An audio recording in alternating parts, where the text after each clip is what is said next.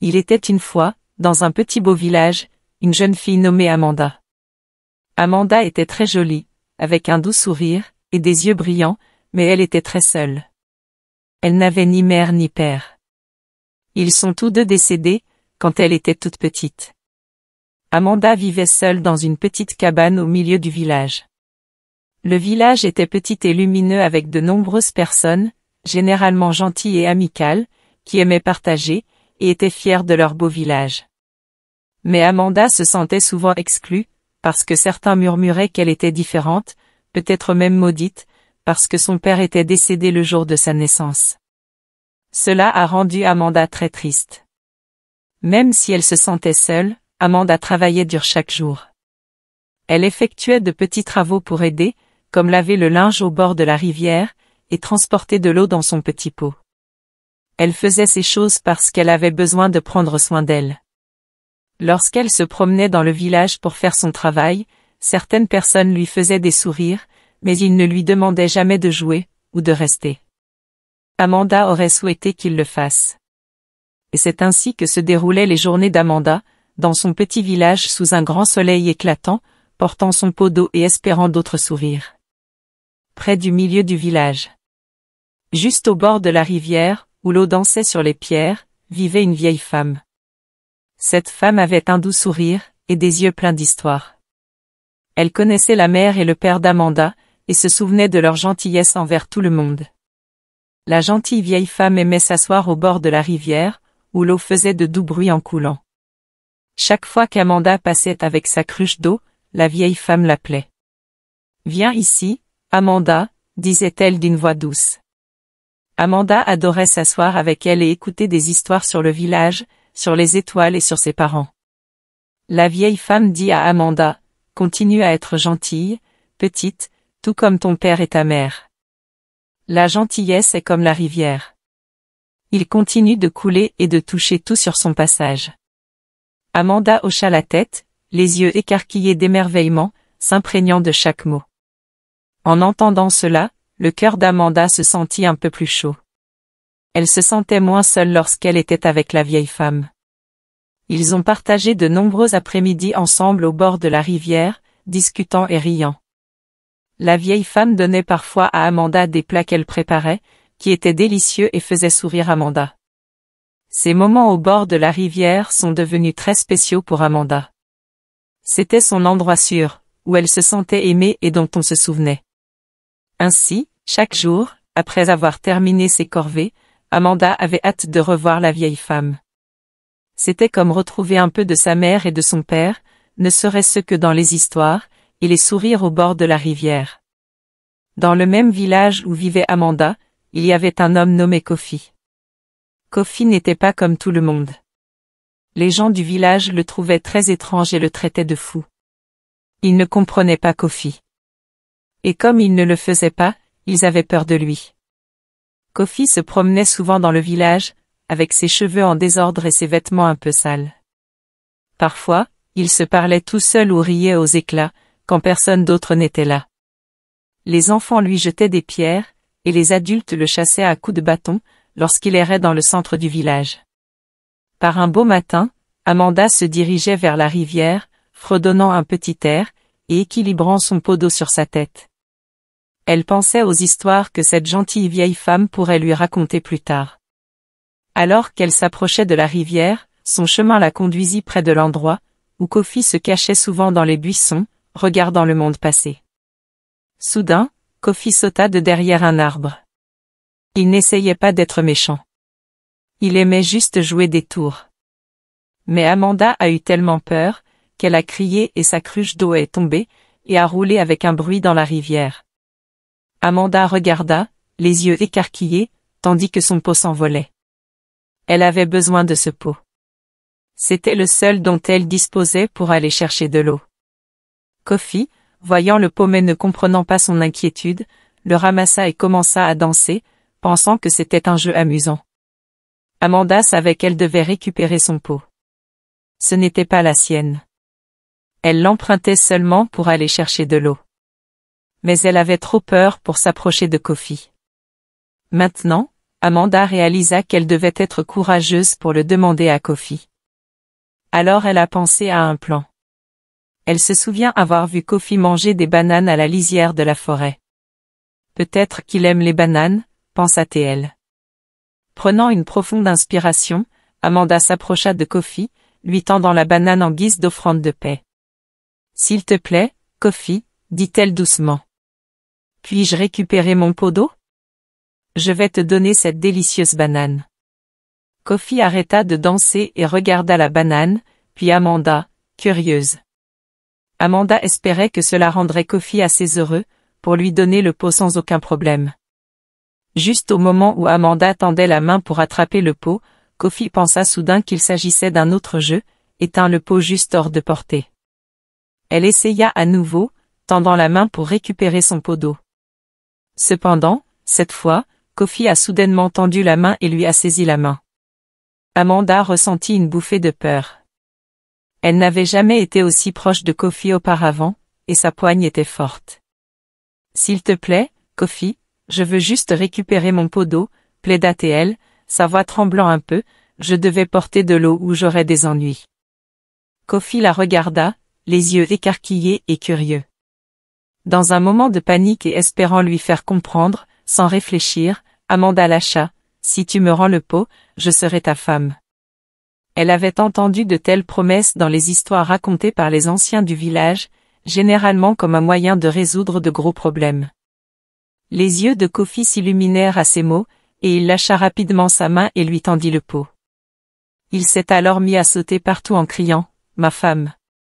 Ma femme! » Amanda attrapa son pot et s'éloigna précipitamment, le cœur battant toujours. Elle ne pensait pas vraiment ce qu'elle disait. Elle voulait seulement récupérer son pot. Mais dans un petit village, les mots voyagent vite. Bientôt, tout le monde a commencé à appeler Amanda, la femme de Kofi. Cela a mis Amanda très mal à l'aise. Elle n'avait pas eu l'intention de faire une telle promesse, surtout pas à Kofi, que tout le monde considérait comme fou. Pourtant, ce nouveau titre a changé les choses pour Amanda, d'une manière à laquelle elle ne s'attendait pas. Alors que certaines personnes riaient en la voyant, d'autres semblaient la considérer avec un nouveau type de respect, voyant peut-être son courage face à Kofi. Peu à peu, certains villageois ont commencé à lui parler plus gentiment, curieux de connaître son étrange lien avec Kofi. Alors que les jours se transformaient en semaines, Amanda voyait Kofi différemment. Il n'était pas seulement le fou que tout le monde craignait. Il y avait quelque chose de plus en lui, quelque chose de doux, caché sous toute cette sauvagerie. En le voyant seul et incompris, tout comme elle, le cœur d'Amanda s'adoucit. Elle a décidé de l'aider, tout comme elle aurait souhaité que quelqu'un l'aide. Un matin ensoleillé, Amanda a invité Kofi à la rivière, non loin de là où habitait la vieille femme. Elle a apporté avec elle du savon, et une chemise vieille mais propre qu'elle avait trouvée. « Nettoyons, Kofi, suggéra-t-elle gentiment. À sa grande surprise, Kofi hocha la tête, sa voix forte et habituelle était calme. Il se lavait au bord de la rivière, Amanda apprenant à Kofi comment nettoyer la saleté de sa peau, et comment rincer le savon à l'eau claire, comment peigner ses cheveux emmêlés. Alors que la saleté disparaissait et que ses cheveux étaient lissés, la véritable apparence de Kofi commença à briller. Il était en fait plutôt beau avec des yeux perçants, et une forte mâchoire cachée sous la crasse, et la barbe sauvage. En le voyant ainsi, Amanda ne put s'empêcher de sourire. « Regarde-toi, Kofi. Tu as l'air si différent, si gentil. » Kofi lui rendit son sourire. Un vrai sourire. Pas les gens fous et sinistres auxquels ils étaient habitués. Encouragée par ce changement, Amanda a trouvé un vieux pantalon et une chemise pour Kofi. En l'habillant avec des vêtements propres, elle l'a aidé à ressembler davantage aux autres villageois. Ce changement dans son apparence a fait une grande différence dans la façon dont il a été traité. Les enfants ne s'enfuyaient plus. Au lieu de cela, ils l'observaient curieusement de loin. Kofi commença à passer de plus en plus de temps dans la cabane d'Amanda. C'était petit mais c'était paisible et rempli de gentillesse. Ensemble, ils partagèrent les repas et Amanda apprit à Kofi plus de mots, comment s'asseoir à table et même rire doucement. Leur lien s'est renforcé chaque jour, formant une amitié unique fondée sur la compréhension et l'attention mutuelle. Les villageois ont remarqué le changement de Kofi. Ils l'ont vu porter des vêtements propres et avoir l'air plus heureux. Mais ils ont quand même prévenu Amanda, fais attention, c'est toujours lui le fou. Amanda hocha la tête, mais dans son cœur, elle savait que Kofi était tout simplement mal compris. Elle se sentait plus en sécurité et plus heureuse avec lui, qu'elle ne l'avait été depuis longtemps. Leur amitié se renforçait chaque jour. Les aspérités de Kofi se sont adoucies grâce à la gentillesse d'Amanda, et Amanda a trouvé de la joie à aider quelqu'un d'autre à trouver son chemin. Ensemble, au bord du fleuve, ils ont trouvé un peu de bonheur dans un monde qui leur avait souvent semblé si méchant. Un matin calme, alors qu'Amanda et Kofi balayaient l'extérieur de la hutte, un groupe d'étrangers en armure brillante est entré dans le village. C'étaient des gardes royaux d'un royaume lointain, et ils avaient l'air sérieux et importants. Tout le village se rassemblait, chuchotant et se demandant pourquoi ces grands visiteurs étaient venus. Les gardes s'arrêtèrent sur la place du village, leur chef s'avançant avec un air sérieux. « Nous recherchons le prince Kofi », annonça le chef à haute voix, sa voix résonnant dans le calme du village. Les villageois chuchotaient entre eux, confus et curieux. « Prince ? Kofi ?» marmonnèrent-ils, regardant autour d'eux comme s'ils s'attendaient à trouver une nouvelle personne, qu'ils n'avaient pas remarquée auparavant. « Nous recherchons le prince Kofi », annonça-t-il.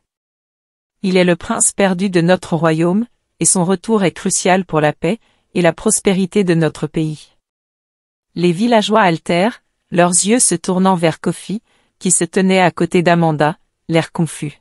« Prince ? Kofi ?» Ils murmuraient entre eux, incapables de croire que celui qu'ils connaissaient comme le fou du village puisse être un prince. Les gardes se tournèrent alors vers Kofi et Amanda, où ils se tenaient en désignant Kofi. Le chef demanda si c'était l'homme connu sous le nom de Kofi ici. Les villageois acquiescèrent toujours avec incrédulité. Kofi leva les yeux, perplexe devant l'attention soudaine, alors que les gardes s'approchaient de lui. Quelque chose dans l'attitude de Kofi changea, lorsqu'il sembla reprendre ses esprits à ce moment-là. Sa confusion se transforma en une prise de conscience soudaine, et ses yeux montrèrent une reconnaissance de son passé. « Oui, je suis Kofi », dit-il d'une voix plus forte que quiconque ne l'avait entendu auparavant. Le chef des gardes s'inclina légèrement. « Prince Kofi, vous êtes l'héritier légitime du trône de notre pays. Votre royaume a besoin de vous. Il est temps de rentrer à la maison, et de réclamer votre couronne, comme votre père le souhaitait avant son décès. » Comme l'expliquaient les gardes, il y a bien longtemps, Kofi avait disparu le jour où il devait être couronné roi, entraînant le chaos dans leur royaume. Il a été révélé que Kofi s'était enfui à cause d'un tour joué par un demi-frère jaloux, qui voulait le trône pour lui-même. Cette trahison avait si profondément bouleversé et blessé Kofi qu'il avait perdu la mémoire, et erré jusqu'à ce qu'il se retrouve dans ce village. En entendant cette histoire, les villageois étaient bouche bée sous le choc. Ils regardèrent Kofi, ne le voyant pas comme le fou, dont ils s'étaient moqués, mais comme un noble prince injustement lésé. Amanda tenait la main de Kofi, lui donnant de la force, alors qu'il traitait le flot de souvenirs qui lui revenaient. Avec la vérité révélée, quelque chose a changé à Kofi. Comprenant son passé, sa confusion commença à se dissiper et son esprit se stabilisa. Les gardes s'agenouillèrent respectueusement devant lui promettant leur loyauté et le suppliant de revenir, et de revendiquer sa place légitime de roi. Les villageois, désormais profondément honteux de leur cruauté, se sont excusés auprès de Kofi, pour leur mauvais traitement. Ils ont réalisé à quel point ils avaient eu tort de le juger sans connaître son histoire. Amanda, avec des larmes de joie et de fierté, se tenait aux côtés de Kofi, reconnaissante de voir l'homme qui était devenu son cher ami s'épanouir, sa dignité restaurée. Alors que le jour arrivait pour le prince Kofi de retourner dans son royaume, tout le village se rassembla pour l'accompagner. L'air était rempli d'un mélange d'excitation et de tristesse. Kofi, maintenant vêtu de robe royale, ressemblait tout à fait au prince pour lequel il était né, mais ses yeux ne cherchaient qu'une seule personne dans la foule, Amanda.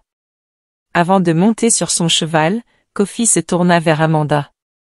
Tu m'as donné quelque chose, que personne d'autre ne pouvait faire, de l'amitié et une chance d'être meilleur. S'il te plaît, demande tout ce que tu souhaites et ce sera à toi, dit-il. Sa voix sincère et pleine de gratitude, tout le monde retenait son souffle, s'attendant à ce qu'Amanda demande des richesses, ou peut-être qu'elle l'accompagne et devienne une princesse. Mais le souhait d'Amanda était différent. Kofi, commença-t-elle d'une voix ferme. Mon souhait est de rester ici dans le village. Je veux vivre là où j'ai grandi, où je connais tout le monde, et où je me sens chez moi. Kofi écoutait, un doux sourire s'étalant sur son visage. Ton souhait est exaucé, dit-il chaleureusement. Mais il ne s'est pas arrêté là. Se tournant vers les villageois rassemblés, a-t-il poursuivi, et à partir de ce jour, Amanda sera reconnue comme une leader dans notre village. Elle nous a montré tout le pouvoir de la gentillesse et de la compassion. Traitez-la avec le respect qu'elle mérite. Les villageois ont applaudi, leur voix résonnant d'un respect et d'une admiration retrouvée pour Amanda. Ils avaient vu sa gentillesse envers Kofi, et maintenant ils en comprenaient la valeur. Amanda rougit de fierté, heureuse non pas parce qu'elle avait été nommée leader, mais parce que sa gentillesse avait changé tant de vies, y compris la sienne. Kofi a quitté le village ce jour-là, mais il s'est assuré qu'Amanda ne serait plus jamais maltraitée. Il lui a envoyé des cadeaux sous forme de nourriture, de vêtements et d'argent pour s'assurer qu'elle aurait toujours ce dont elle avait besoin. Plus important encore, il a laissé des instructions selon lesquelles Amanda devrait être impliquée dans les décisions importantes du village, honorant ainsi sa sagesse et sa gentillesse. Au fil du temps, le village est devenu un endroit plus heureux et plus inclusif. Les gens se sont souvenus de la façon dont Amanda avait traité Kofi, et ils ont commencé à se traiter avec la même gentillesse. Ils se sont entraidés, ont partagé davantage de sourires, et le village a prospéré comme jamais auparavant. Amanda a vécu une vie bien remplie et heureuse, non pas comme une princesse dans un château lointain, mais comme une dirigeante bien aimée, dans son propre village. Elle s'asseyait souvent au bord de la rivière, pensant à Kofi et à l'étrange et merveilleux voyage qu'ils avaient partagé. Elle savait qu'elle avait fait le bon choix, et son cœur était content. Morale de l'histoire, n'oubliez jamais d'être gentil, même dans les moments les plus difficiles, car la gentillesse peut transformer des vies d'une manière inattendue. Grâce à sa gentillesse, Amanda a non seulement transformé sa propre vie, mais a également rassemblé sa communauté, enseignant à tout le monde autour d'elle que la vraie force réside dans la compassion et la compréhension. J'espère que vous avez apprécié le conte. Si tel est le cas, aimez la vidéo, partagez-la avec votre famille et vos amis, commentez-la, et n'oubliez pas de vous abonner à la chaîne, pour des histoires plus enchanteresses comme celle-ci. Au revoir.